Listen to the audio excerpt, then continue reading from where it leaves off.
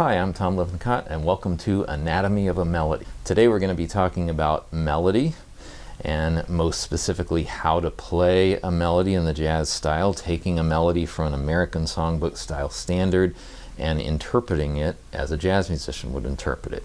That involves rhythmic things that we're going to do with the melody, and also involves melodic embellishment of the melody. Then the other thing that we're going to do in this class is we're going to look at taking those motivic ideas from a melody and applying them to improvising, so that you can actually use the ideas of the composer in your improvised solos, instead of just relying on running scales or licks or patterns. Before we get started, I want to mention about my guitar. For anybody that's new to one of my classes, you'll see that I have 8 strings, but the inner 6 strings are the same tuning as a regular guitar, high E, B, G, D, A, E, and I simply have an extra string on either side. So we've got the falling leaves, and notice how the falling leaves, if I just say that phrase, the falling leaves, there's a natural cadence to it when I speak it, the falling leaves. Usually I would say the falling pretty quickly and then kind of hang on leaves from it, the falling leaves.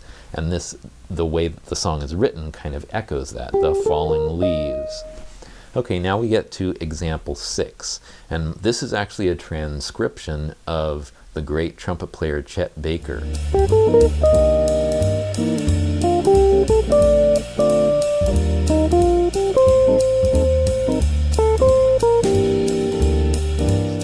So this is an excellent example of I guess what you might call a really conservative interpretation, but still sounds very much like a jazz reimagining of that original melody. Okay, so now that we've talked about all the different ways to embellish rhythmically, but keeping the melody notes the same, like Chet Baker does, let's talk about actually adding some notes.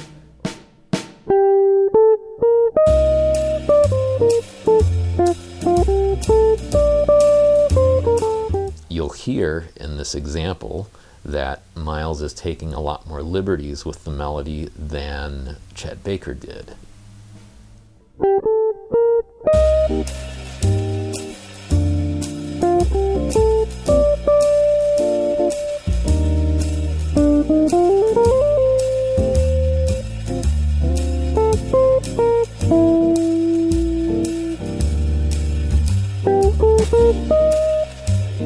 One, two. There was that little extra bit of lazy, I didn't quite get to it right on the downbeat. I was a little bit behind. And Miles loved to do that. He did that a lot. That's one of my favorite things about his playing, is the way he would place the notes a little bit late, would just give it that extra bit of relaxed kind of coolness that he was so famous for. Okay, so now we're going to start talking about improvising full on, not just embellishing the melody, but actually making up a new melody. And yes, you can just play scales and arpeggios and whatever all day and use the bebop scale and all that stuff, but it's not necessarily going to sound like you're still playing Autumn Leaves.